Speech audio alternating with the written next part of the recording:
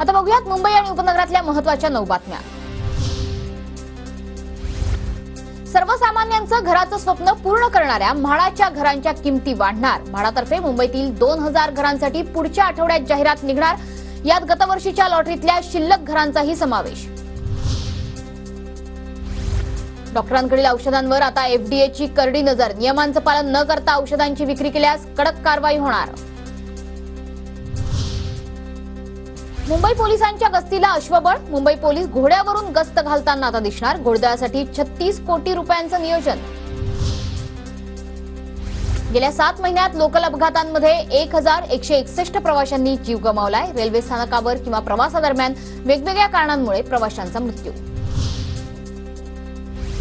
मुंबईत जूनच्या तुलनेत जुलै महिन्यात साथीच्या आजारात दुपटीनं वाढ। जुलैमध्ये साथीच्या आजारांच्या 3044 रुग्णांची नोंद। 24 तासात वसतिगृह सोडण्याचे आदेश। 30ची पीएचडी करणाऱ्या विद्यार्थ्यांना नोटीस पाठवण्यात आलेले विद्यार्थी 5 ते 6 वर्षांपासून वसतिगृहामध्ये राहत होते। त्यांच्या संशोधनात कोणतीही प्रगती आढळली नाही। कोकणात गणेशोत्सवासाठी एसटीच्या 4300 अधिकच्या बस फेऱ्या। 2 सप्टेंबर ते 17 सप्टेंबर दरम्यान चाकरमान्यांसाठी जादा गाड्या सोडण्याचा निर्णय।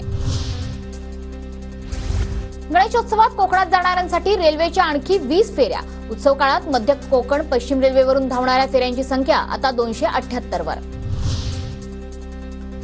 ड्रग्जची तस्करी करणाऱ्या सराईत तस्करांना कल्याण बाजारपेठ पोलिसांनी बेड्या ठोकल्या। सैफ सिकंदर बुरहान हा मागील 4 वर्षांपासून फरार होता।